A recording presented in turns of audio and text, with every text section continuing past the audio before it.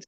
It's no longer for kinky people. It's no longer for people who are just wamezeeka, wamekauka. You know, we have these attitudes around personal lubricant. The older we get, the less we lubricate on cue, like this. And sometimes it's for a season, and sometimes it's just the new body that we have. One area I've had talked about a lot, which now Dr. Karen can talk to us about later, is vaginal estrogen, because apparently women who are postmenopausal um, benefit greatly in terms of their sex life, because we get older and sometimes doctors and other people forget we they forget we may want to continue having sex, right? And you know, sex is that thing at in the nursing home, you can still put your katai on the door and get it on with your man if that's what you want. But on a more serious note, the vaginal estrogen, because it's not as systemic as pills or whatever other thing.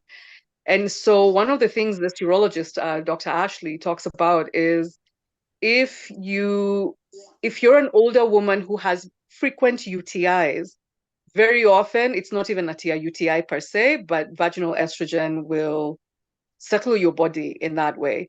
And finally, well, kind of finally, on a light note, because for me, I keep things light, I once had somebody say, when it comes to sex and women, it's a use it or lose it situation.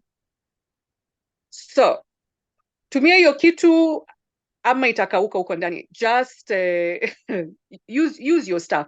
When we die, we're not going to get extra holy cookies for going to heaven with it intact. In fact, rarua hiyo kitu if you want. Just make good use of it. Please, I'm not saying rarua literally. I'm saying that make the best use of the body you have. If you want, if you're sexually abstaining, that's a very valid choice. Because I'm a professional, I want to add that. But some people say, oh, Maggie, I don't have a man. I never said anything about a man. Did I say anything about a man? I never said anything about him. All I said is use the body you have in the way that you want to use it. I don't tell clients to go and masturbate. I do ask clients, do you masturbate? Do you have a thought process around this? If a client says it's against my values, I'm not going to violate your values in the name of sex. That's kind of hustling backwards. Do you know what I mean? Sex should not involve violation. However, if people are open to masturbation, it does help me assess whether the issue is with a partnered sex. Like if they say, I just don't want to have sex anymore. And do you masturbate? Yes. Actively? Well, yeah, I mean like at least 3, 4 times a month or a week or whatever. Okay. And also what kind of masturbation are they doing? Because some people really get into it and some people are just uko in the secret garden. They're just uko around the main highway, but not necessarily using the highway. In the end, the orgasm is what contracts your muscle, releases lubricant, and keeps those things from atrophying, from being a bit stiff or brittle or dry, right? So if you go to somebody and they say you need to masturbate 3 times a week, you need to even know whether you like masturbation or not, if that's your jam or it's not, right? Even if you're masturbating or you're having sex, lubricant is your friend. Personal lubricant, water-based is best. It washes off. The stuff that doesn't wash off as easily holds on to other stuff. Do you understand, right? Don't put Vaseline in your vagina or on his penis because it doesn't wash off. And so kama kuna uchafu kidogo, you went susu and now, or sometimes men, they like having sex and they're not always careful, so they use a sweeping motion while looking for the entrance. So then they sweep bacteria from your anal opening into your vaginal opening. So amefagia from the back to the front and then to the back again, akitafuta hiyo shimo. And then you've used something thick like a Vaseline, which isn't meant for that, by the way, and degrades any condom or other products you may be using. Now you have fecal matter stuck inside your vaginal opening. Can we say infection? Right? So you want to just and pee after sex. I know it sounds like a doctor thing to say, but when you don't pee after sex, you don't allow the body to, God made us pre-installed. Alieka ikitu, it's a self-cleaning oven. it cleans itself, but you must turn on the oven for that function to work, isn't it? When you pee, you're putting warm, salty water on it. Is that a simple way of putting it? Your pee is warm and it's salty. So you allow it to come out, and because it's tight quarters, like I said, like kila kitu is near each other, some of that warm pee will clean out some of the other nearby entrances and exits down there, right? So that you can help your body do what it's supposed to naturally, normally do. Pause. I want to pause. Pause. I want to pause. Pause. I want to pause so I can check in with you and see where your mind is at with everything I'm saying. No, I'm just admiring the names of the people coming in. Thank you. On the wordplay, like Ukuta has made my day. There what? No, so, someone has just come in with, I know, Ukuta. yeah, with Ukuta app. So I'm like, that just hands off. Anyway, okay, yes, but Maggie, I just want you to go back to what you said about the biggest sexual organ, the brain. Just talk about that a bit more, and then Yeah. we will go back to Karen, if that makes sense. Okay. Okay. So when we say your brain is your most important, biggest sex organ, first of all, the capacity for your mind to achieve anything is unmatched, correct? Even if you're into self-help books or talks or self-development things, it's always what? It's always the mind. They tell you exercise 30 minutes a day, you still have to get your mind to psych you up to go. So this needs to be, and that's the word I don't love so much. It's important to protect your mind from unuseful, unhelpful, dangerous, unkind, hurtful, scary thoughts and ideas. And why I'm saying this is because we're on TikTok, we're on WhatsApp, we're on Twitter, right? So sometimes in learning in one area, you carry it forth to your bedroom or wherever you're having sex, your kitchen, and you find that already you are so tense from the content you were scrolling, and now you're not able to relax into it because sex is play, and you can't play if you're tense. Play is about being chill and easy.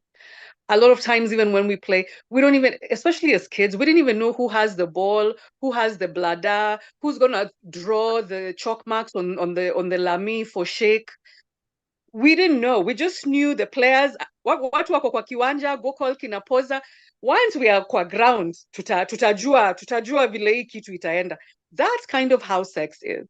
And that's when it works best. When you hold it with a light hand, like a butterfly, rather than I should be having multiple orgasms. I must be squirting or else I'm not having any sex. Any orgasm that I get outside of penetration is shit. That's like D-level sex. No pun intended. No, no, no, no, no. Everything is A level. Everything is A plus. Many women cannot orgasm through penetration, by the way, something like 60% plus. They can have an orgasm. It just doesn't have to be through penetration.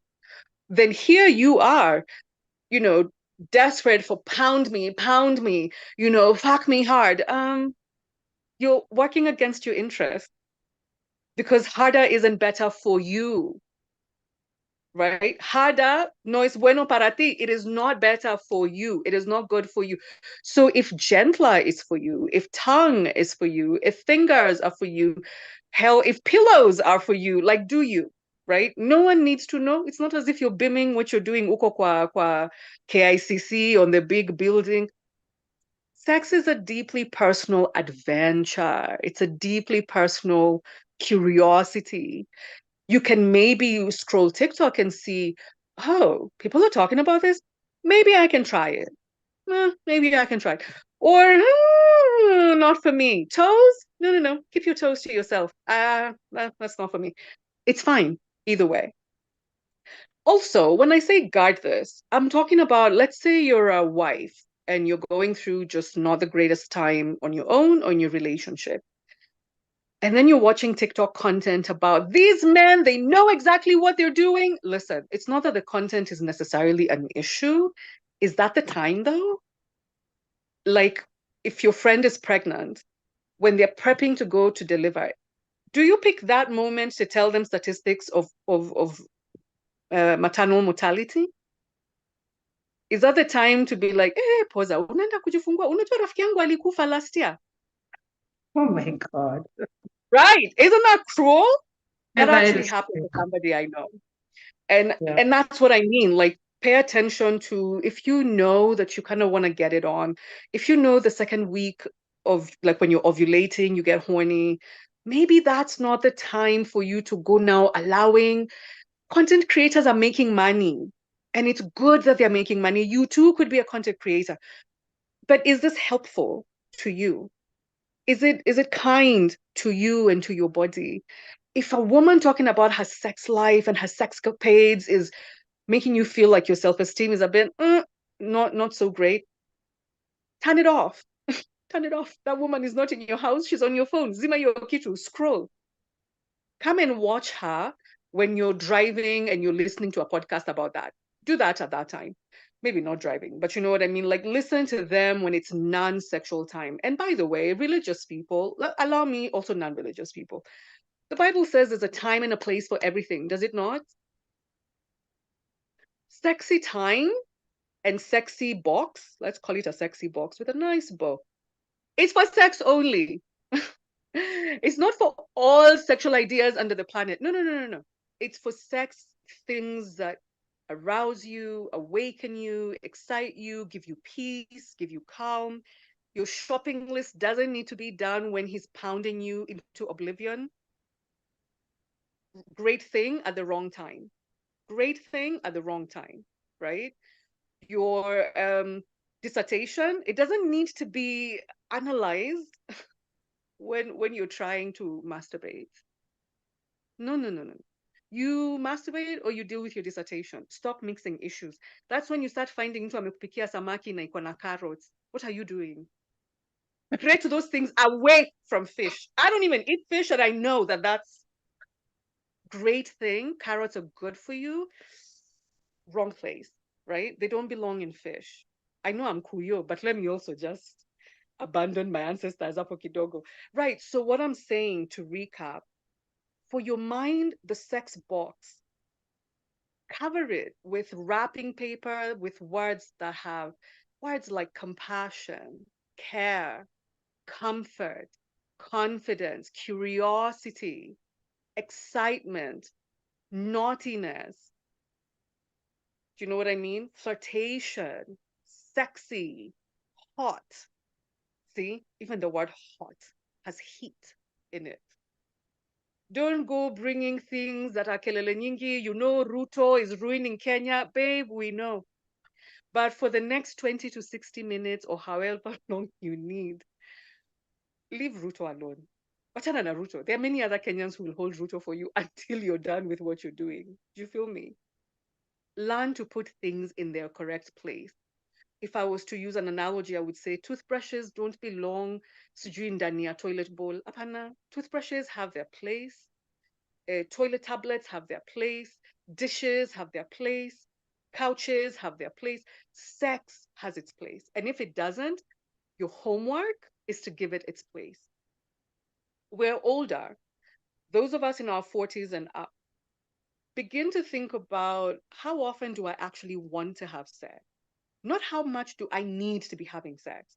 That word is forbidden in my room. We don't need anything. We want, we desire, we get to. How often do I wanna, like, and also what kind of sex? Penetrative sex is not the sex, and then the rest are just uko flower girls and flower boys. No. No, no, no, no, no. A blowjob and him going down on you or her going down on you is just as valuable as getting pounded into oblivion. Do you know what I mean? Kissing, like wet kissing, making out, touching, groping, heavy petting, grinding even on his leg. Listen, the vocabulary for sex is very, very broad and very, very beautiful and delicious. Delicious. That's the box I'm asking you to create. Na hiyo box isiwekwe kufuli sana because we want quick access. your box you sema Maggie alisema, and then you put a padlock and that's it. You just let the cover fall so that when you want to even steal sex at 2 in the morning, unaingiza tu mkono huko ndani, you pull out what you need and you get this show on the road. I know I'm mixing teasing and I'm mixing in serious things with playful things because I'm hoping to give you an idea of how lightly and gently and loving and fun this can be for you, right?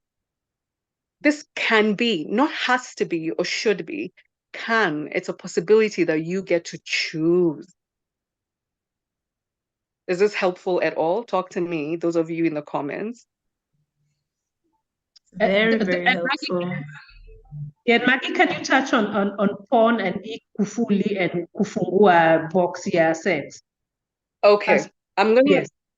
I'm gonna try to do porn in a kind of quick way, right? Porn is like a genre of film. Like as Maggie, I'm not a big fan of horror films. I'm just not. I know it's acting, but I can't separate. I can't separate reality from fake. So you know what I do? I don't watch horror films. If porn for you, you can understand that porn is entertainment for many people.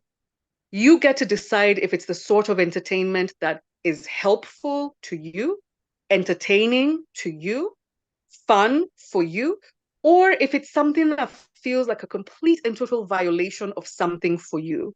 Or you just kind of find it like, ugh, all that moaning, it's so fake. I don't want to deal with that. So you get to decide how porn feels for you. And even in porn, there's so many kind of subgenres. I saw Cardi B a few months ago complaining that the titles of pornography are so depressing. Stepdaughter has sex with stepfather. I mean, that is disgusting. But some people say, I know these are actors. Their names are literally on that box on the bottom that says Magigitu and John Smith. Do you know what I mean?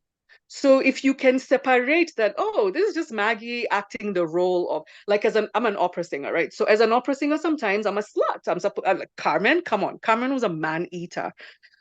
Look how excited I just got talking about Carmen because this role is the ultimate mezzo soprano role. Maybe for me, porn is like that. It's like, oh, I know these people are just acting this role. If you know yourself, you can address yourself. Now, porn is also like a fork or a pen. You decide how you're going to use it. If I take a fork and I stab you, Posa, we can't say forks are bad. It's me who took something that was completely useful because some people actually find porn very useful for them. They feel they don't have their own internal sense of adventure. So they get to see, like, you see, unaona vile huyu, unaona vile anainua hiyo mguu hivyo, nataka uniinue hivyo. That for them is like a free tutorial. And you can also take a fork and eat with it. And you can take a fork and stab someone in the heart or the eye with it. It's you who decided what to do with it. Finally, if you know that porn feels like, I know what Maggie's saying, it is entertainment, but I just feels like inanichafua. Madam, kama inakuchafua, get that mess out of your space. Tumesema we're protecting our beautiful sex box. Pun intended, because we also know the other meaning for a box. But right, we're protecting this. If porn feels like it's just not for them, leave it alone. Leave it alone. Maybe rom-coms are for you. Maybe comedies are for you. And comedies, what? Movies, stand-up comedies? Is it Trevor Noah? I mean, you get to decide the whole spectrum of what you want to do. Because this sex box, we're not just protecting it, we're filling it and also tossing things out. Porn could have been great for you 5 years ago, and now you're just like, And some people say porn gets them there quickly. They watch one clip, hata hiyo kidogo tu tumeona leo, then they're already raring to go. That's your business. You know, that's like the one price area you get. Which that was not very, yeah. And that's the other thing, context. Those of us who saw it, saw a very graphic, pornographic, brief video. It's not the porn itself, but what is this context we're in? We're like serious women trying to do something serious. You get, we have a gynecologist, a sex therapist, a moderator. We're like serious people on a Sunday. Why are you shoving your dick in our faces? Sir, have some shame. Do you know what I mean? Good thing at the wrong time, the right thing at the wrong time is still the wrong thing, right? So this is about adding as many good things, good times, good everything here. And then everything that threatens this beautiful box, anything that just threatens it, put it aside. Put it aside. Is that helpful? It's helpful. I'm going to allow questions. Please raise your hands and then we'll go to Karen because I think she had, medics, we have a whole algorithm of how to manage. We have to pay ode to our teachers. Yes. If you have a question, you can, it's an intimate space and our pawn person is not here now. Yeah. If you have a question, if you want to have something clarified, you can raise your hand. We don't bite. Actually, Posa, I've gotten a DM, like a private message asking, does porn addiction affect sex? Yes, it does. Any addiction will affect sex. You'd be surprised. Somebody who's addicted to alcohol will complain of sexual displeasure or dysfunction. If you're addicted to chapos, because addiction is not the presence of the thing, it's about the presence of the thing in excess. In excess. So, for example, someone will say to me, hi, people in Kenya like to call me Dr. Maggie. Guys, I just have my little master's. Sijafika PhD. Huku in our context, they say, no. Nikiingia nilikuwa na shida, nikitoka sikuwa na shida at the end. You're the doctor. So they'll say, Dr. Maggie, I'm addicted to masturbation. And they have so much shame with it. So I say, okay, how often are you masturbating? They say, maybe once a week, maybe twice a week. Okay. So that's what, 4 to 8 times per month, every 30 days? They're like, uh-huh. I say, okay. So one question I like to ask is, if you told me, if I told you I eat 2 chapatis a week, every week, would you consider that an addiction? Usually they laugh, right? Because your perception of addiction does not necessarily mean that you're addicted. A lot of times what they mean is that I like something that I was taught not to like. I'm wanking 2 times a week. It feels really good for me. But I also was raised in the church and I know that it's wrong. That does not an addiction make. So an addiction is a diagnosis, and a doctor or a psychiatrist, or in some cases a psychologist, will be able to tell you. Also, addiction has elements of impulsivity and compulsivity. Impulsiveness, where you're just sitting here and all of a sudden you want to pull down your pants and start wanking. You're impulsive and not thinking about consequences. Obviously, that will impact what? The play of sex. Because sex requires you to be of sound mind. In fact, that's how I define sex. Sexual contact between 2 or more adults of sound mind. If one of those elements is missing, that is sexual violation of some sort. It's rape, it's assault, it's harassment, etc. So if you go out and you're an adult, but you're intoxicated, you cannot give consent. So what is taking place is not sex, right? So if someone is addicted to something, then they're behaving in an impulsive way. You're on your way to church, they just pull over, they want you to shag right then and there. Mm-mm. And compulsive, meaning that even when they want to stop, they can't seem to stop, right? They feel this compulsion, this almost internal push to keep going. If addiction does not have those pieces of impulsivity, compulsivity, diagnosis, we look for excess of something, then you're not describing an addiction. And if you are describing an addiction, of course, it's going to impact your sexual contact with another person. Sharon, go ahead, and 1 minute.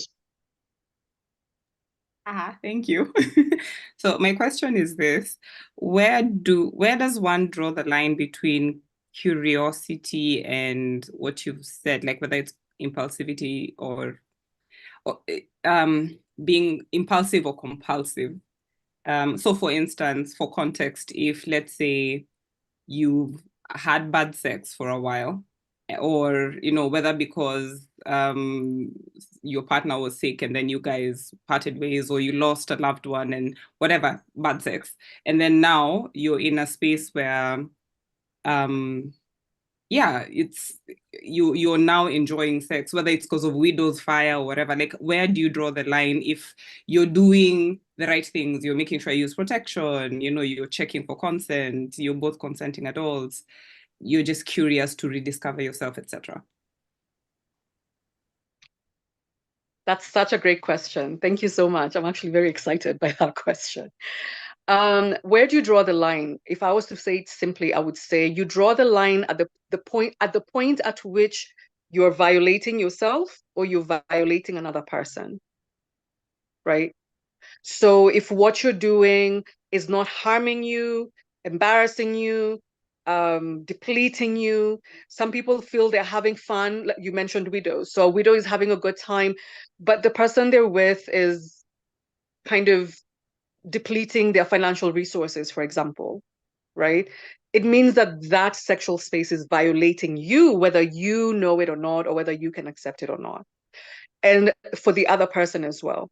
If there is violation of any kind, something that crosses your value system, your financial systems, your boundaries, your sense of compulsivity or impulsivity, right?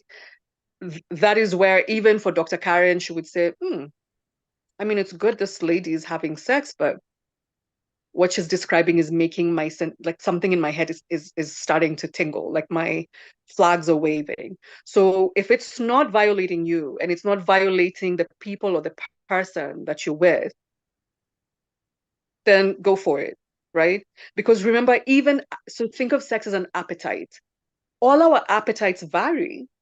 If you give me coconut chicken with chapo, I could put away 2 to 3 chapos. And I see people, adults of sound mind, who will tear one chapati and call that a meal. My sister, we are not cut from the same cloth. We are not. But neither of us is wrong. If I make them have my 2 to 3 chapos, I'm violating the limits they've set on their body in terms of nutrition. If they give me half a chapo, I just know they hate me, right? I just know you cannot possibly love me if you can put coconut chicken and half a chapati in the room. So what I'm saying is the violation will vary. And so we're back to this. It's really important that you continue to seek clarity with yourself. Am I violating anybody? And is anybody violating me? Am I violating myself? If the answer is no, no, and no, sister, you just paint the town red. Tuta, we shall be clapping for you from the from the sideline. Yes. Okay. All right. To Pumwe from Maggie's face and sound, not in a bad way, but let's go to you, Karen. So let's manage. So we are still managing patient Posa. She's calm. So what do you do next? Yes, thank you. Thank you, Posa. And thank you, Maggie. By the way, I'm also learning quite a bit, and I really enjoy the fact that you've said that look at sex as a game. We stop being too hard on ourselves because all the problems that come in is most of the time psychological, and the brain is so, so powerful. So much of what we do starts from the brain. Literally, without the brain, you'll not have sex, right? So it's the biggest sexual organ. We should use it as, and enjoy every minute, every second of what you think is good for you. And of course, don't violate the other person. And I really, really like that thought of it, because a lot of us go into sex looking for it as I'm just pleasing somebody else, especially many women in Kenya in marriage. They're pleasing somebody else rather than enjoying this together. And so, yeah, going into the management, which is, and I've realized a lot of us are from PB also, Biberians. I didn't realize. Yes, but going into the management and Even I Maggie like by the default. sorry. No, I'm saying, no, I'm saying even Maggie by default is from PB. She knows what I'm saying. Eh. Kwa njia ya urefu bado pia mi ni wa PB. Really, I'm a Right. vegetarian, but I'll take PB. I'll be both. I'll be both. Yeah, but it's good, good. I don't know that there were good old days, but yeah, we thank God where we came from is where we what has made us to come where we are right now, and we are grateful. So yeah, so management basically of sexual dysfunction in females starts from when you come to the whoever you're seeing. It could be from a friend, your friend sent you to a gyna or to a sex therapist. Most of the time when you come to us and you realize there could be a problem with any part of your sexual arousal cycle, then we start off from just getting to know about your history. What is your history? Where do you come from? um, what are you the only child? Are you, because some of these things actually lead you to where you are. Are you, in a family where you're very, very religious? Or what are your belief systems about sex? What was your first what was your first, it's called a koitake, when was your first sexual intercourse? Was it a normal experience? Was it a first experience? Was it traumatic? All that really matters when it comes to your sexual health. And you'll find a lot of people have a lot of psychological issues that are the ones that are leading them to sexual dysfunction. Therefore, we start with that full history. We get exactly what's going on. We get to know whether you're taking any alcohol. You remember, there's that thing about being addicted to something, smoking. Are you taking hard drugs? Also, that also leads you to having issues around sexual health. So once we get to know where you are, what you're doing, who are you really, where are you from, what position are you, how do you see yourself, when we get to know how your mini mental status is, then we can now do a full examination. We examine you from head to toe. We want to know whether there's any issue that you can see from just your examination. For example, when I look at a lady, she's come in, she's having acne, she's having what looks like hair growing around the chin area. Maybe they have chest hairs, they have male pattern balding, by the way, or they have male pattern growth, like instead of having a bikini line, you have hair growing all the way to your navel. That tells me a lot about your hormonal system, and it can point to what we call things like polycystic ovarian syndrome. I mean, hirsutism, which is hair growth, does not always mean that you have PCOS, but it just tells me something about your testosterone levels or how your hormone levels are. So that examination is very important, especially even like your weight. Some people might have issues when it comes to their body, how they look at themselves, and that also affects your sexual, how you experience, how you look at yourself when you're having intercourse. Let me just say sex, because all of us here understand what we're saying. It's very, very important for us to really understand, just basically from head to toe, what could be the issue. Okay, because obesity is another issue. When you're also too heavy, sometimes you have to look for positions that will be good for, big. I like, there's this Instagram page, actually.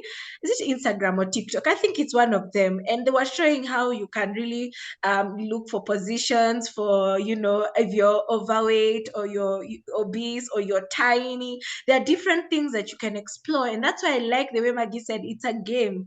How can you play it with who you are? Because this is who you are. Can we just, accept and love ourselves the way we are and go for it? Because you also deserve to experience the best sexual experience that you can get, however you feel is best for you.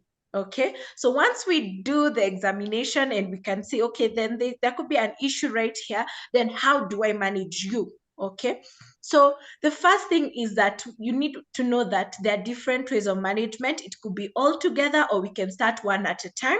And most of the time, we start with non-medical treatment. Non-medical means that now we've known, you can see there could be some issues in terms of your diet.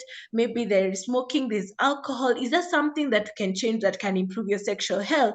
So we look at your diet. How is it? Are you eating more vegetables than other things? Because sometimes when you're your diet is not very good, you also don't feel good. Okay, so your body just needs to be feeling good, great, so that you can have the best experience ever. Hydration is very important. I think there's a video I was doing on TikTok where people are talking about pineapples and how pineapples make you smell better down there. And I was like, guys, just eat the damn fruit.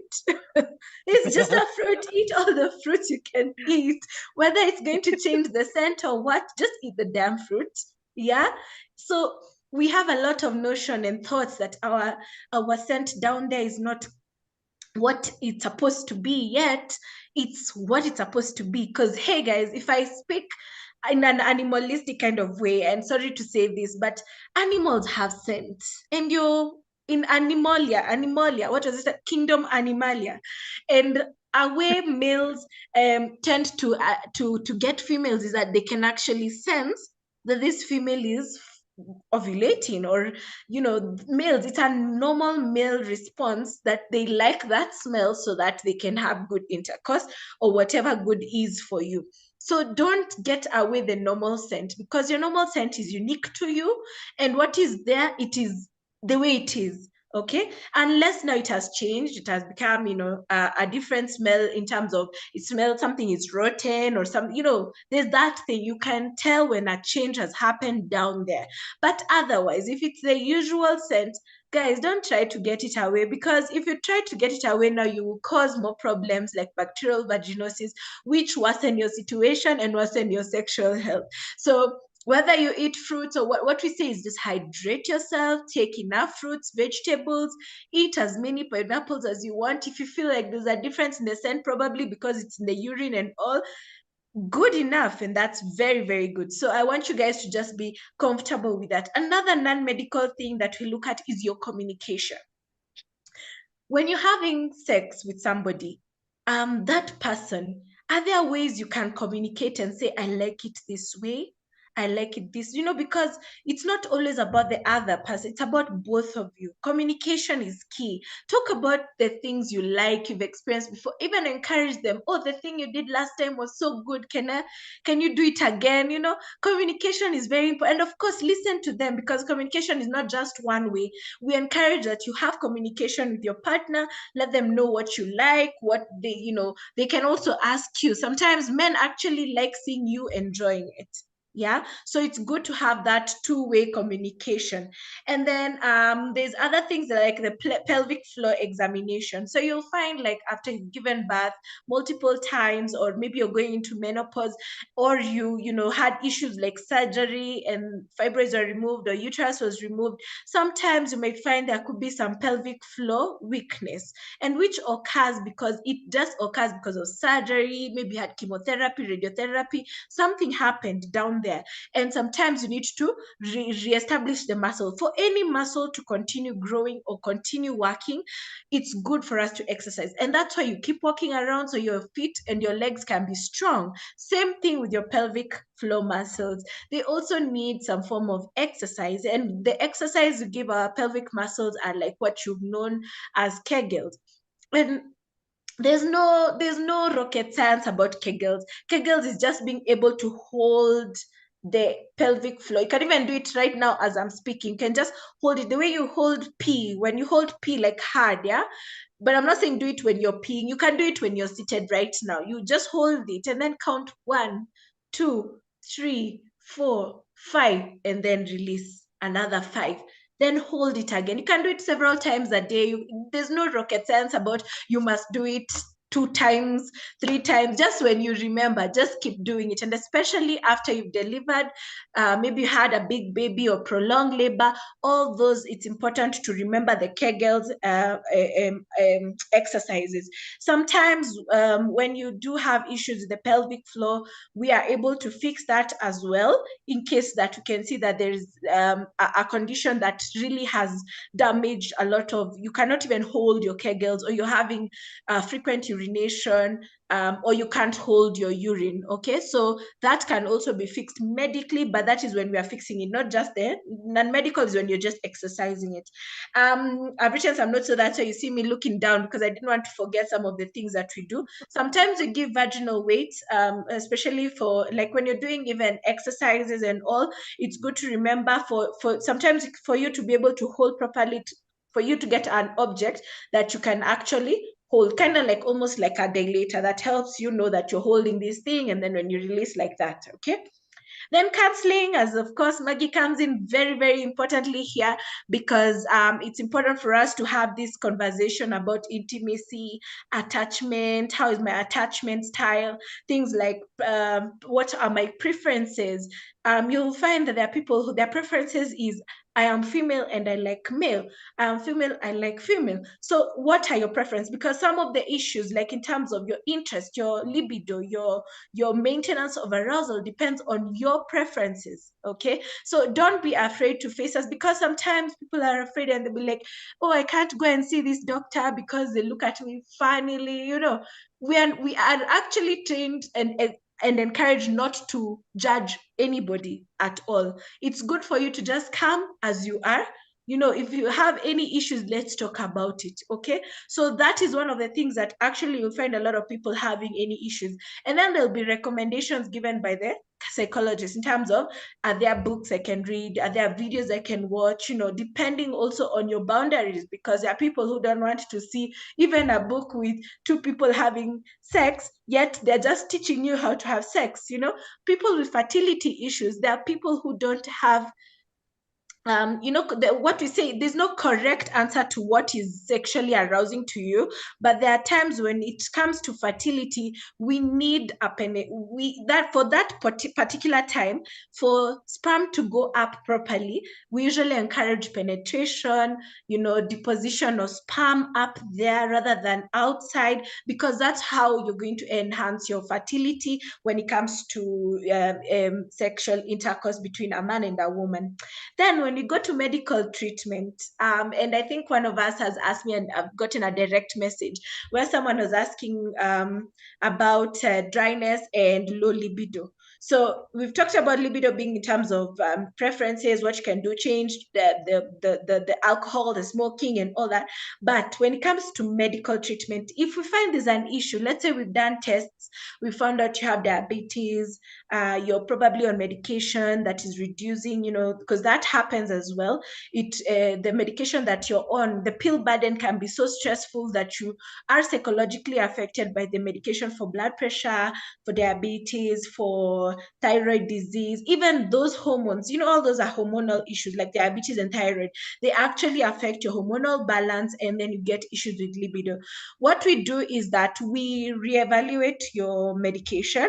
We see what we can adjust, what we can reduce, what we can exchange. So don't be afraid if we've started medication on you and you're unable to maybe you feel like your libido has reduced. It's good to just say that, I think maybe this, because you know yourself, this drug has been added to your regimen, and you feel like something is up. So it's good to say, especially for men, some of the anti-diabetic medication may reduce their erectile or cause erectile dysfunction. So it's good to mention that.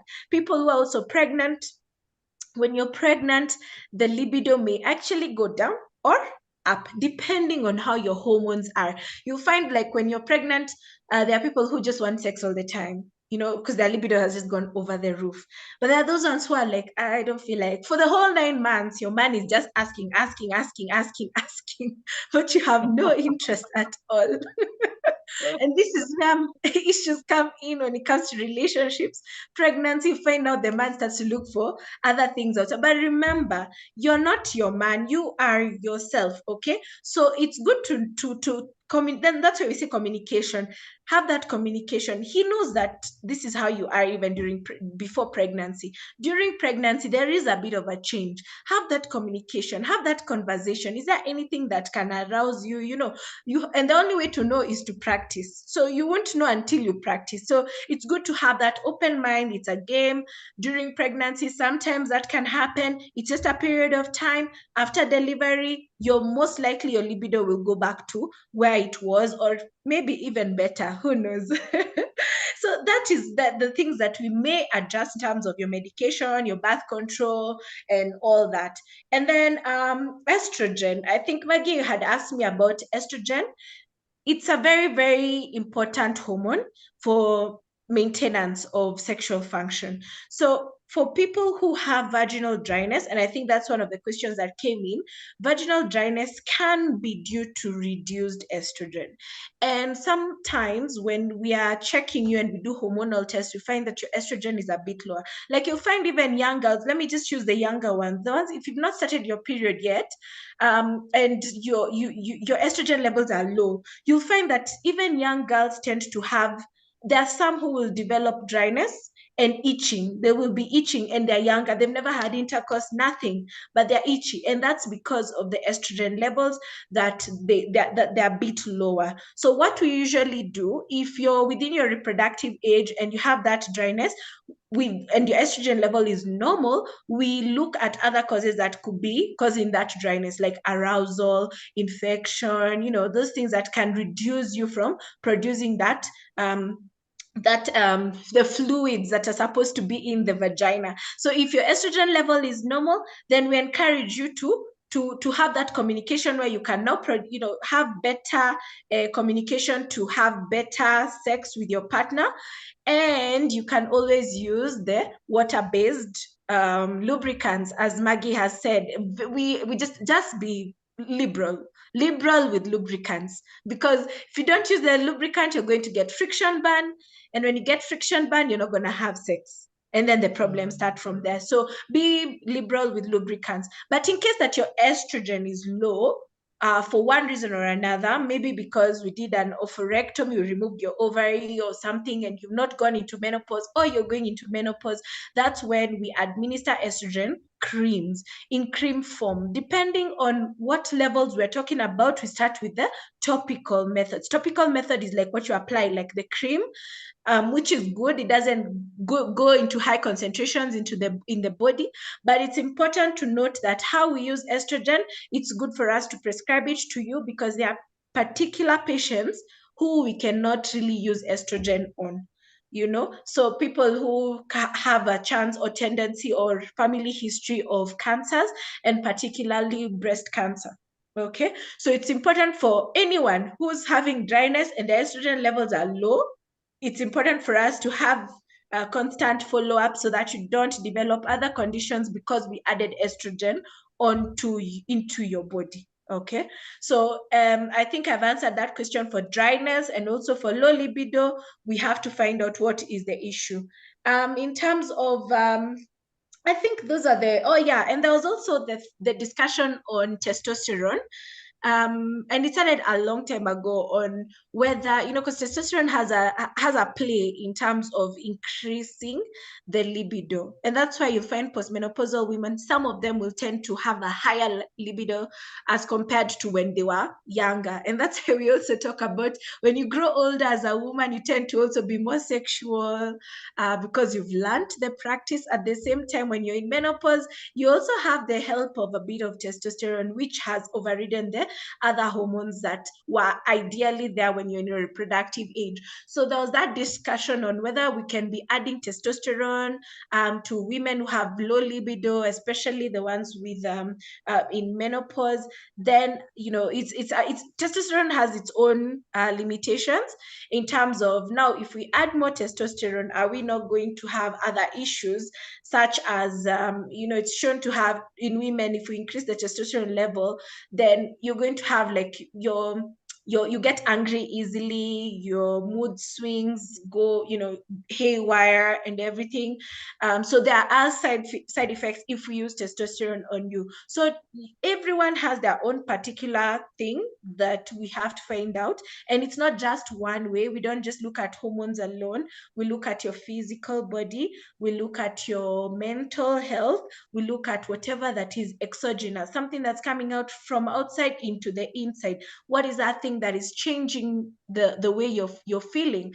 So it is possible, and by the way, that is basically my summary. It's very possible to get better and heal your sexual dysfunction, because the way it disappeared, it can come back.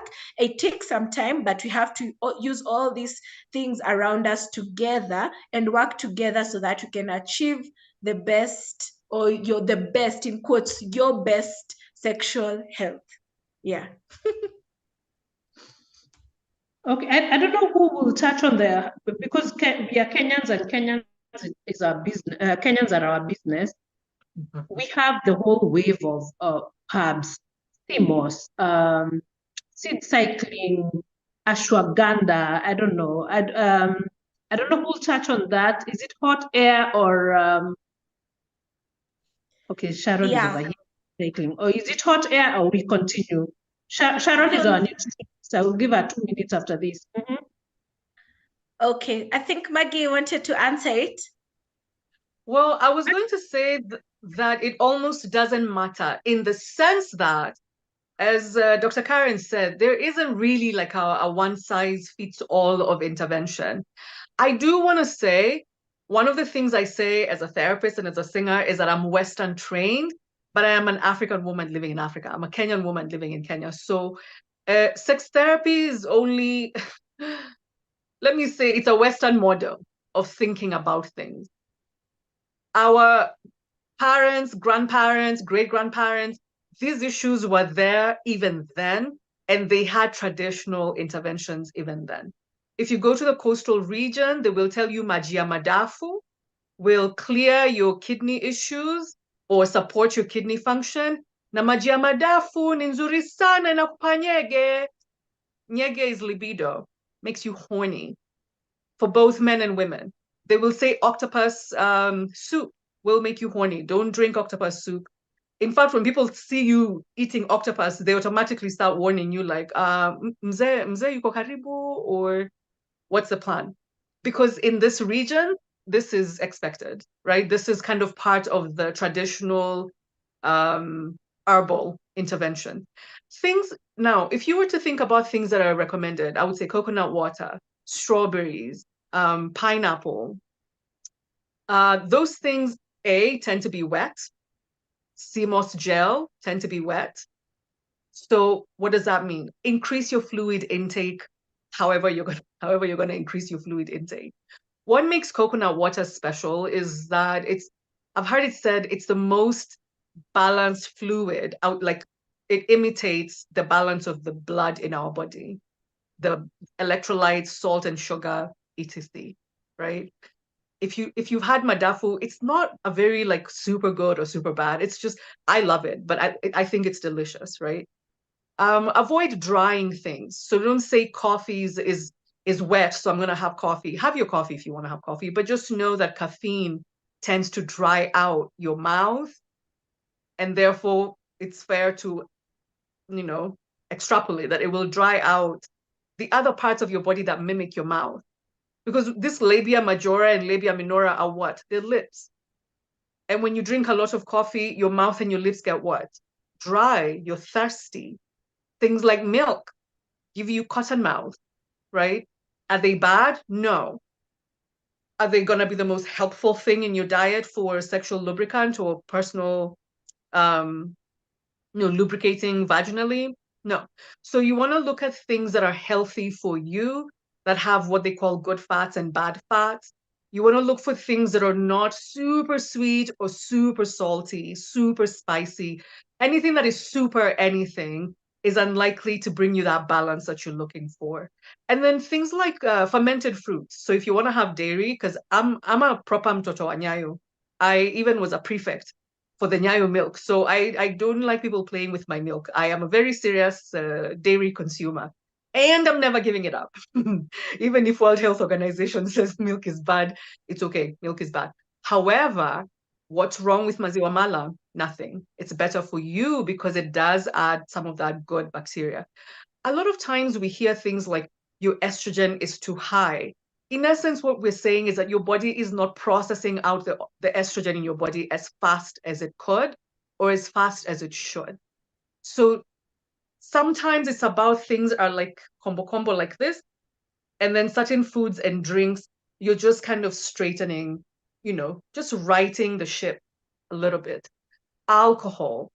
Alcohol is one of those controversial things. I will say, if you have like a glass of wine, you may feel that kind of easy, tipsy feeling. And then you get to 3 glasses of wine, and now your ship has gone to a whole other direction, right? So moderation is key because our sexual bodies function best, again, play, right? If it's storming outside, there's no playing you're going to do outside. If it's very, very hot, no. If it's very, very cold, no. So anything that feels like very, very to you, whether it's a food or a drink or a fruit, because even coconut milk, you can't drink gallons and gallons of it. You will throw something else out of balance, right? Try not to hang on so much to ashwagandha and evening primrose oil. A lot of it is marketing, a lot of it is capitalistic, and a lot of what they're selling can be found in the foods you already eat. So if that stuff is overwhelming for you, stay away from it. If you have fibroids, be extra careful with any hormonal things. I know maca root is the natural Viagra for both men and women, and especially for women. But maca root is also has an impact on your hormones and on your body. And the problem with fibroids is they don't exactly shrink. So if and they're not as well researched. Female medicine is not as ahead of the curve as other kinds of medicine.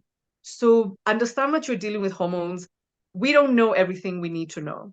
So you want to be careful about what you're ingesting. If you're ingesting things that have big names you don't understand, either understand them and then make the decision, or leave them alone. Leave them alone and consume what you know. Eat your avocados, your nuts, seed cycling. A lot of this stuff is very white stuff. It's coded white. And a lot of us are in the US or have lived in the US, so I know you know what I mean. And right now, the biggest thing for your skin is castor oil. Is castor oil that new to anybody in this room? No. But if you see these TikToks, it's the discovery. Basically, it's Jesus Christ and then castor oil next. But wasn't it ashwagandha just a little while ago? And before that, wasn't it evening primrose oil? Eat your fish if you like fish. Eat your beef, everything in moderation. And then listen to your body. Like now I'm thirsty. That's why I have tea with me. Your body is always going to give you the cues you need. And then this stuff has been, let me say, memorialized by the West, but it doesn't belong to the West. You come from good stock of men and women who lived years and years before you, who had these same challenges and had this same interventions. Mboga za kienyeji, what have they done to you? Nothing. They have done you no wrong. Why aren't you eating them? ¿Por qué? Okay. And just to add onto everything, if someone is quick to give you an answer, like I go to Maggie and just tell her I have no sexual I have sexual dysfunction, and her fast answer is as in a solution, run away. If you've not talked to someone and then they just offer you all these things, like take CMOS, take this. We are not discounting all those things. Africa is our business, herbs are our business. We eat all these things. And then vet yourself.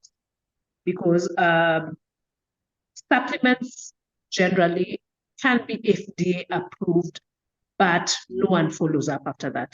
As in after the first batch, Maggie pours up current powder that gives you tingling orgasms for 7 minutes.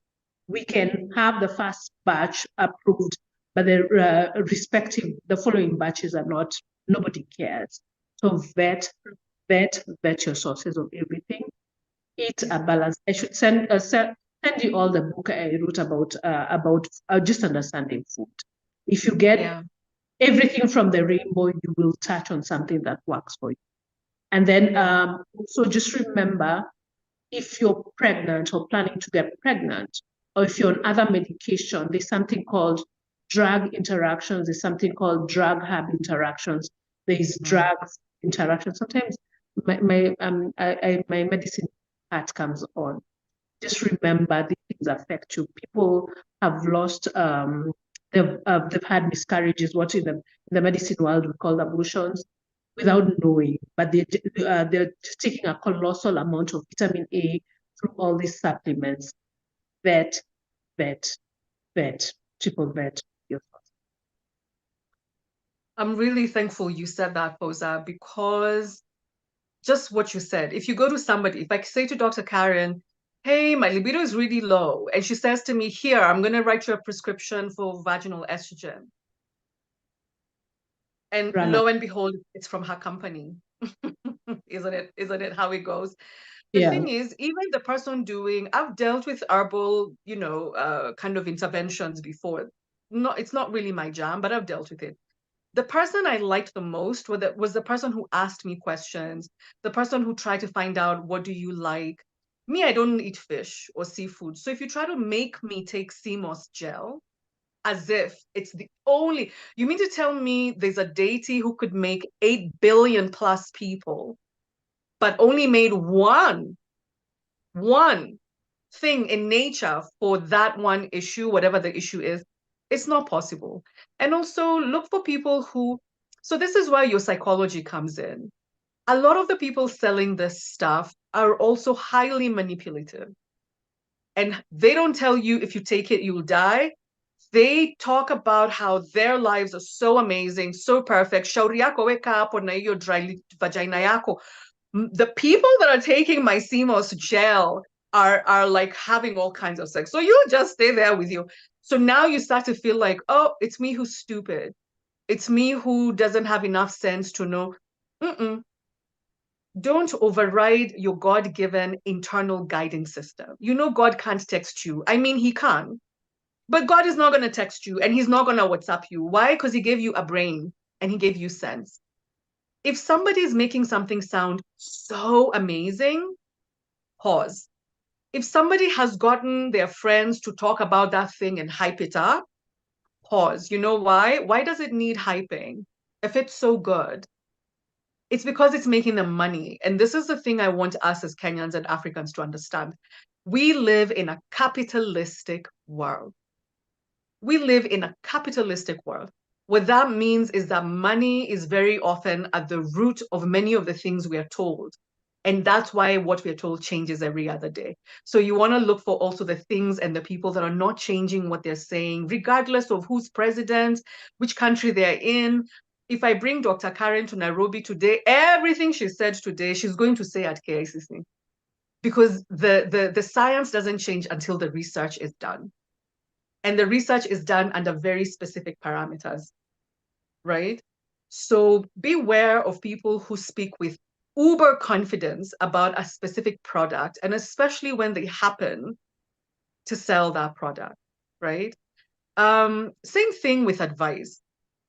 If Maggie is telling you the only way to be happy in your marriage is, first of all, right off the bat, your red flags need to be tweaking. There's no only way to be happily married. And you will find that Maggie is selling you a course that will teach you that one special way for you to be happily married. So don't let people gaslight you. If you're Kenyan, you already have a government that's gaslighting you. So now you know what gaslighting is. So if you start tweaking, even before you know why you're tweaking, trust that. I like telling my mom, I have a rule that I learned from, of all people, Oprah many years ago. The minute I feel, just, I don't care if it's right. I don't care to know where it came from. I don't care whether it's accurate. Instantly, I pause and take a step back. In fact, even if it came from my family, my bestie, my anybody, because that is my internal guiding system. And that is what helps me bypass a lot of the gaslighting. It's not that I'm so special and immune to it. It's that I put a box in my head for my safety and protection. And the only code it needs to send out is, Now, what if I have about Posa and then later on I'm wrong? I can just say sorry. I can say sorry. I can say sorry to her. I can say sorry to me. I can redirect. I can now drink all the CMOS I want in the world. But learning to respect that initial, what's that, right? People who use fear to sell you things. That's another big thing in Nairobi. Don't celebrate in public. The evil eye is real. Don't, no. Listen, if that's your value, that's your value. But some of these people are making money by turning you into a paranoid person, right? Therapists are evil. And then yourself, you have a therapist. Is that a person who means you well? Maybe, maybe not, but it's not helpful. So keep your senses with you. Protect this, your mind. This is the thing that everybody in the world is trying to access. Every American president is trying to access this. Every Kenyan president, every husband, every wife, every child. Your brain is your biggest resource. And anyone who gains access to it gains access to you. So I tell my clients, treat yourself like the embassy of Posa, the People's Republic of Posa. Like, you don't go to US embassy and stroll in and say, nataka kwenda kwenyu. No, they say, come and visit us, come work here, bring us these documents, bring us this proof, show us who you are. So we know that if we give you access to us, you're not going to come and act crazy here, right? It's not visa on arrival to the US if you're Kenyan. So it should not be visa on arrival to Posa or to Maggie or Dr. Karen or anybody, right? Anyone offering you, even today, any information you've heard today in this forum, if it doesn't work for you, you have the right, the permission, and the responsibility to say, I don't know how I feel about that, so I'm going to pause on that. I'm going to think about it some more, or I totally reject that. That's your responsibility and that's your right. And you owe yourself both, not one or the other, both. You have rights and responsibilities, even in sex. You have the right to sex and a responsibility to sex. And then I have something fun I'm going to share at the end. Yeah, I think Kenyans, yeah, we like being, no, we don't like, we thrive on being gaslit. And then we want quick fixes. And that's why I know the people on Facebook, there's a whole pyramid scheme, I think, that has collapsed. And there's going to be another one because we want quick things and people gaslight you. Like, if you're not keeping up with POSA Academy, you're out. Please vet your sources.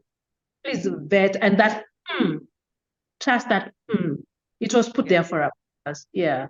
Maggie and I think Karen, just thinking about the Senga, the premarital counseling, and all that hullabaloo we are given, and nonsense we are given before marriage. First of all, do you guys hold groups to talk about this? Because this is just me and my wild head that we are doing this. But do you guys actually talk about, because we know the other therapists that are very popular on YouTube and other forums. But I'm just wondering, do you guys hold forums? Do you talk about this? Yeah. Izungu Meisha. I do, and I could, right? So it's Okay. not my bread and butter, but if someone says to me, hey, could you come speak to our couples group, or we are doing Ndoa, like in one of the churches, or we're a couple of like 4 friends and we're married and we want to hear about sex from like outside of our circles, I'm totally down for that. 100% down for that.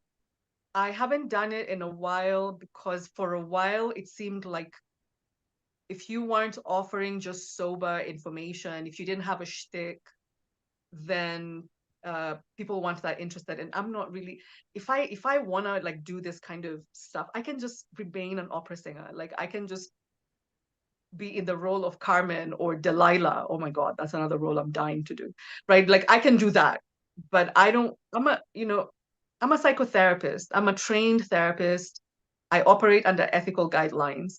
And then it costs money. And a lot of times a lot of times people feel that it costs too much, but sex therapy just happens to cost more at least in Nairobi. I know in the States it actually costs more for a therapy hour.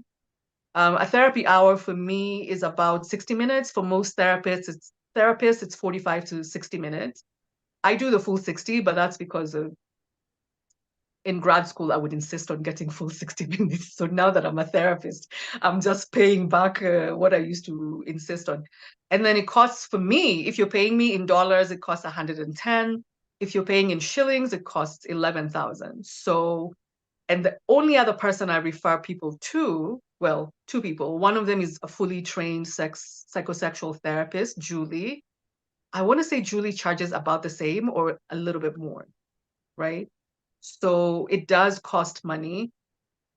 And sometimes I think in Kenya, because of the way our nature and just also economy and all that, people feel like that's a lot of money. It is a lot of money. That's why I try to do free stuff like this so that those who, because not everybody also needs therapy. Sometimes they just need information, right? So if you do want to reach out to me, do. I mean, the way I show up here is the way I show up in general. So if you tell me, hey, can you come in, do XYZ for our girls group or our couples group or just for me and my husband, totally fine, right? I work virtually, so I do have clients from all over the world. But of course, now that COVID has kind of, it hasn't passed, but you know what I mean? Like we're not under cessation of movement orders. Sometimes people say, you know, we'll host it at one of our friends' houses. Are you able to come? We'll get you there, etc. Just talk to me. I'm a person. I'm a person in this country. Just talk to me. And then we'll take it from there. And then people find me on socials. I'm very active on Twitter. And I want to warn you, on Twitter, I'm not a therapist. On Twitter, I am just Maggie. Like my bio is there, but I will curse you out. I mean, I won't curse you out, but you know what I mean? Like on Twitter, I'm an activist. I'm very pro Gen Z. Like I'm very I'm a Yes. firstborn man. Me, I'm not don't do nonsense near me. So I'm like, no, we need to fix this country. So on Twitter, I'm like that. On Instagram, I'm Maggie the therapist. You can Google me. There's stuff on, I used to be a sex columnist for Standard. So a lot of the topics we've covered today, you will find them on Eve Woman. If you just go to Google Maggie Gitu sex therapy articles or something, stuff will come up for men and women. YouTube, so that again, a lot of what we've talked about is on YouTube, including this. And I don't post my numbers because I don't know. I think it cuts down on the time and energy wasting. And my hours, I don't mean to sound funny, but my therapy hours are so precious. I don't want to spend them on somebody and make them wait another week or two because I wasn't careful. See, protecting my precious professional box, right? I want to be careful about that I'm dealing with a real person, not somebody coming in, because not everybody is sane or kind or whatever. But I mean, people DM me all the time. Instagram, they DM me. Twitter is the fastest way. Or you can email me, therapistmaggiegitu@gmail.com. I feel like that's so simple. And Maggie with an IE. I don't know why Kenyans like Maggie with a Y. Guys, sinanga Y kwa jina yangu. MAGGIE, therapistmaggiegitu@gmail.com. That's easy peasy. Karen, do you do sessions? Yes, I do. When I was introducing myself, I mentioned about the foundation. I'm the founder of Dr. K Foundation, where we have young women. We do talk to ladies of reproductive age group about all these things. We do have free webinars. Actually, those are the ones that are usually available every month. One of my assistants is here, Joy. Olivia, she just joined in. She's the one who organizes for those webinars. So we discuss all these things, especially, but we divide the group into the younger ones, under 21 years old and over 21 years old, because what we discuss is slightly different. And that's why we usually have a lot of webinars. We have a daily dose on Instagram where I'm on Mondays. Sometimes I get other doctors on board. I would be so happy if Maggie, one of these days you can do our daily dose. It's on Instagram Live. We do it every Monday from 6:30 p.m. all the way till 7:30 p.m. On a personal note, I do have a rate card for any other thing I do out of the foundation. For consultations, for gynae consultations, you can find me at Applewood Medical Center, first floor. That's where you can find me for physical consultations. Because of my TikTok is Dr. Karen Muthembwa, I think. Oh my God, I forget sometimes because I have like the 3 of them, but they're all on my rate card. Because of TikTok, I do have people who reach out through my email. We do online consults. For online consults, we do it at 1,500 for 30 minutes, 1,500 shillings. I get people from Qatar. I think they don't get a lot of physical doctors there.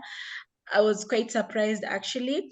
But for any meetings, like in terms of I do small groups for young girls, the ones you want me to discuss about sexual and reproductive health, introducing them to periods, menstruation, the usual discussions with the young girls.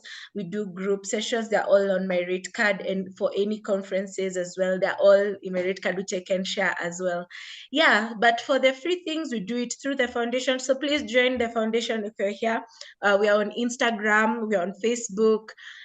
Joy Olivia can type there maybe our socials, so that whoever wants to join in can be part of the free webinars that we give. Yeah. Wakenya lipeni for services. Okay, I think we have covered everything. Sindio?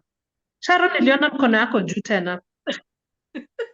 I know we had a porn interlude, so I'm just one.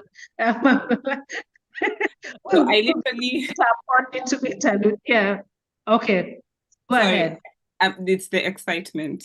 So everything they have said, like I will not tell people to eat things I don't eat, because I've worked with people in Kibra and Korogosho, and I've worked with people from Karen and Germany and Australia.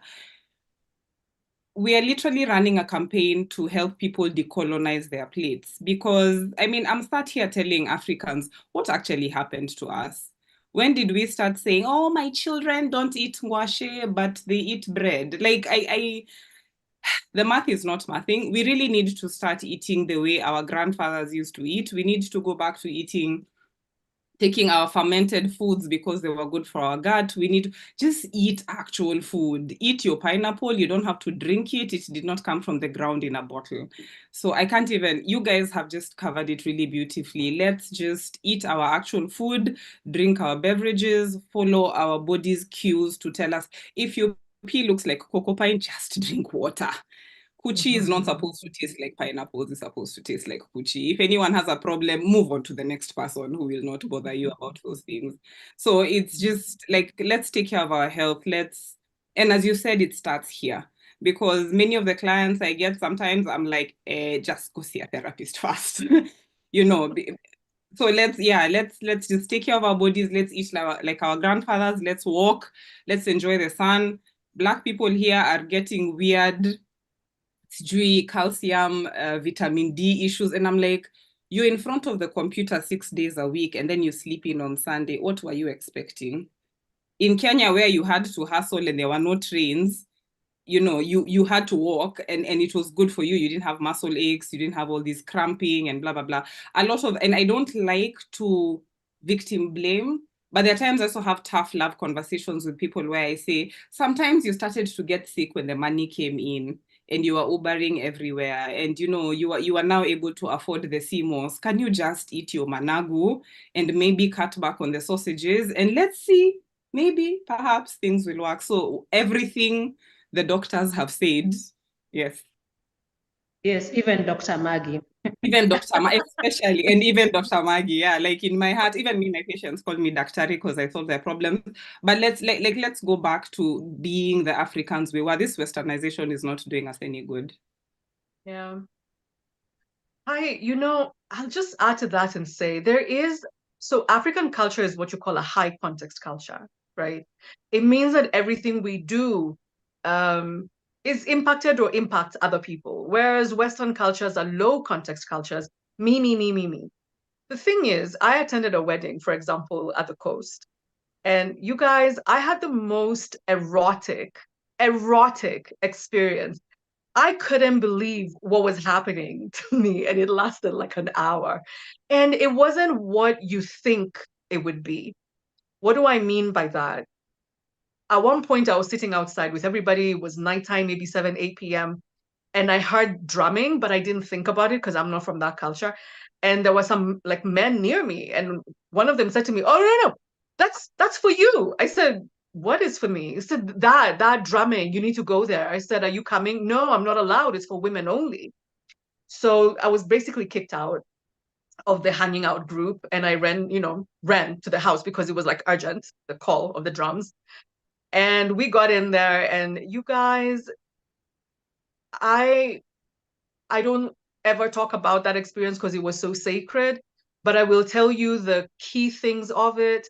The bride was by the drumming, the women were being called to come and be with the bride. And then there was dancing. And actually the lead, they had a sex, see, like a marriage, family, and sex coach, we could call that, right?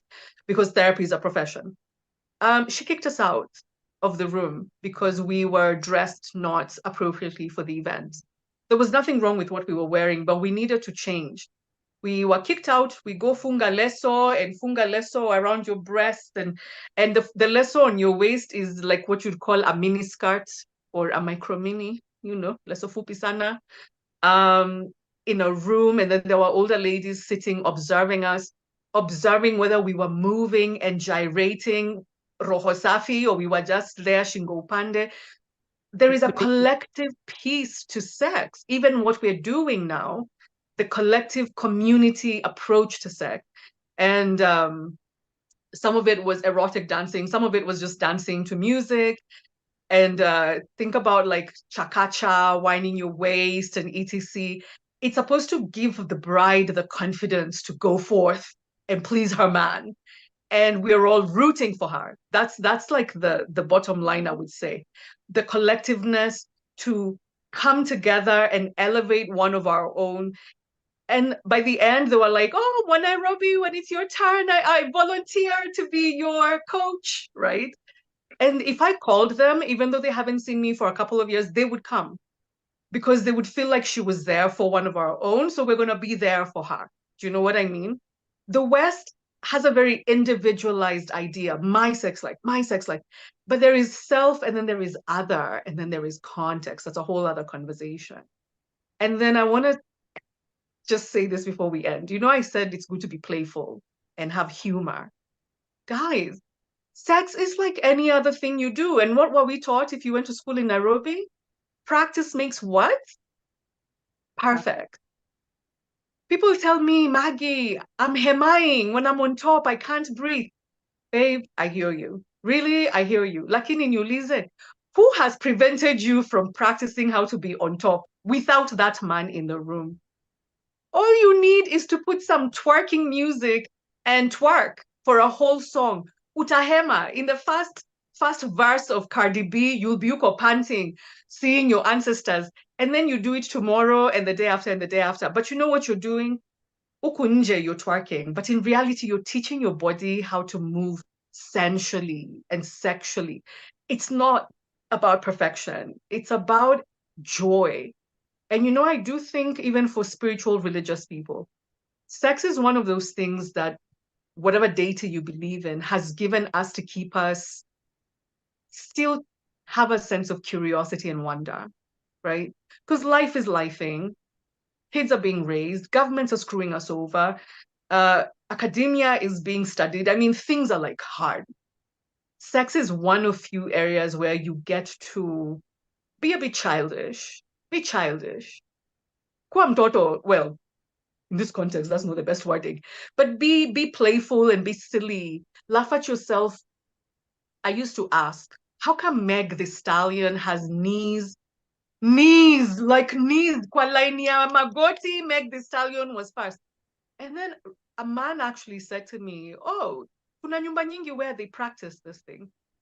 There are houses that a bunch of these women, strippers, etc., all they do for hours on end is practice how to twerk.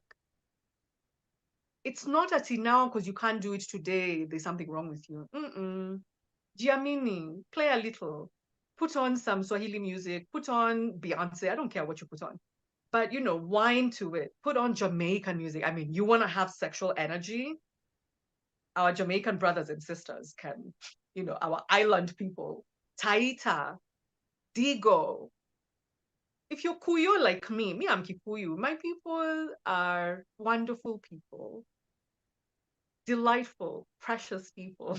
My people are not known for their sexual prowess. But I am Kenyan and I have access to cow babes and Taita babes and Digo babes, Ugandan babes. I mean, these cultures have something, so borrow. So your homework, if you're listening to me right now, 11 people on this meeting, your homework is for this week, every day, twerk to just one song. Kila siku tu, you know, a song is like 3 minutes. Put your bum out, wear the tiniest clothes or wrap a lesso and have it sit on your bum nicely, whatever floats your boat. But move your bum, chakacha, you know. Hata mimi nitafanya your homework. Wacha tuheme sisi wote this week. Today is Sunday. By next Sunday, if I hear you are collected by the emergency room people for twerking, I will know you did your homework or you improved. You improved. Because this is part of keeping you young for yourself. You notice I haven't touched on men today. Women's sexuality is not tied to men. It isn't tied to men. Do you What is understand? this? Like, what happened? No, someone's. I think it's your Ella. I'm muting them. In fact, ndio hiyo sauti nimeshindwa kunaenda aje huko. But she is a therapist and my former classmate, so Okay. she knows me very well. So do you understand your homework, ladies? Twerk to at least one song every day this week. That's it. And please, when you find yourself laughing and giggling, you're doing it right. You're doing it right. In fact, text me and say, I did my homework, nimehema hema, but sasa, I'll be very, very happy. Of course, you don't have to, but I'm saying let's get our sense of joy and pleasure in our own bodies moving forward. Fair? I hope you're all saying fair. Very fair. Yes, fair. Okay, we are twerking this week. My God, on Sunday, the second day of the Lord. Okay, I think we are done. I Right? have something to just Oh, maybe just add just a little bit. And thank you so much, Maggie. We're really changing, you know, a lot of how we think about sex, and you know, body positivity, sexual positivity, and we thank you so much for that. Thank you, Posa, for this as well. Just not to forget, there's you know, there's one side of having sexual dysfunction, and that is the lack of it. Or probably the lack of having things. But there's the other side where you have particular people who have something called persistent genital arousal disorder. And those are the people who have an orgasm literally all the time, even when they've had another one, they'll still have another one and another one, which is a very devastating condition that we don't want to leave out just in this situation, because a lot of us are talking about, you know, when we don't have something that's in the sexual cycle. But for those ones who experience like too much orgasm, even without stimulation, then that's also something that can be managed using the same ways that we've talked about, and sometimes some medicate that kind of group of people also need medication to stop the too much orgasms. It's actually very, very tiring, devastating. You can't do anything. You're consistently can you imagine having an orgasm all the time, even without stimulation? You're seated in a car, yeah, you go. You're on a bike, there you go. You're in class, there you go. It can be very, very devastating. So we've not left anyone out. It's still something that we can manage. Yeah. Thank you.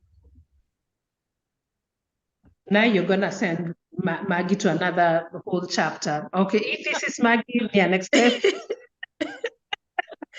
No, I'm really glad she touched on that, because when we think of dysfunction, we think of less than, because that's what I get a lot of anyway. But there is such a thing as too much. Just like what is it? When you sweat all the time and you can't control the sweating on your hands and etc. So Dr. Karen, thank you so much for bringing that up. And yes, if that shows up as the dysfunction in the office, my job would be to help you and to liaise with your medical, because that's a biological cause of sexual dysfunction. So my job would be to help you manage with like the treatment plan, and also begin to help you separate, just like with sex and infertility, begin to help you separate what sex and what orgasms are you choosing, and how can you kind of separate them or box them separately from the involuntary ones, right? Just like with infertility and couples, sometimes they get dysfunction because of the expectation that every sexual encounter has to lead to a pregnancy. That kind of pressure will drain the joy out of your life. So part of it is helping you understand that. And then we come up with a plan where sometimes, my relies on the group, but I'm gonna say this. Sometimes is love making, and sometimes a fuck is just a fuck, right? And to help you understand, I know, pause. Don't worry. Amenizoea na niombeanga sana. So to help you understand that there is sex, the functional one for Dr. Karen, the one for she needs the sperm in there as close to the cervix as possible so that it can go where it needs to go to help you get the baby you want. And then sometimes hata ukimwaga kwa matiti pia ni sawa. Like sometimes you're just fucking for you. I know, Poza. But do you understand? Like, that's my job. You don't have to come in freaked out. What is Maggie gonna think about me? Maggie is gonna think that she's really happy you came. No pun intended. But she's really happy you came to the session, and that she's gonna walk with you every step of the way, right? And then clients do give feedback. I just got one not that long ago. Oh, I had my baby, and I wasn't even part of their fertility bit, but my God, you'd have thought it's my kid. I mean, they don't know. They know, my clients know I'm extra. They know this. But just the joy of seeing your client doing well. Or sometimes clients will say, guess what? We went away and everything worked great. So I'm celebrating orgasms that aren't even mine, but like Maggie is in your corner. Like Maggie is on your side, in your corner, and I don't expect you to come to me having figured things out. It's my responsibility and my commitment to help you. So you don't need to feel foolish in front of me, or if you're feeling shy or whatever. For me, that's a psychological safety issue. For me, it means that my client doesn't yet feel as safe as they could. And it's my job to increase the safety in the room so that you feel easy and seen and heard and taken care of. Professionally, of course. Hallelujah. Okay. Okay. I think I am the pan. I'm satisfied. And let the twerking begin. Let's twerk, let's have sex, let's work on the biggest organ. I think this is where most of us are stuck. Yeah. Is there anyone on this?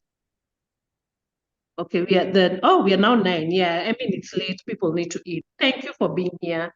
If you have any questions, Union and you may attend. I have access to these beautiful ladies and I will connect you. But go have sex, go well, be sexual. My God, I feel like a priest. Go forth. Yeah, go forth.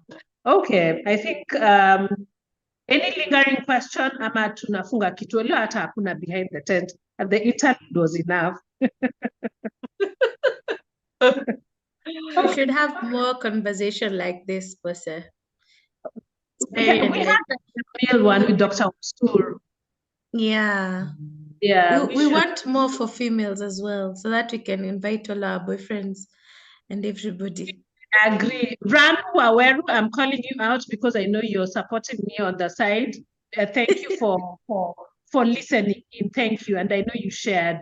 So I will download the part 1 and then put it on YouTube. So there'll be 2 parts. It will be in 2 parts so that at least people can watch part 1 and 2. It won't have the interlude. Yeah. So, yeah. Right. Okay. Asanteni na kwaherini. Thank you, Posa, and thank you to everybody. Have a good everything. You too. Bye. Bye-bye. All right.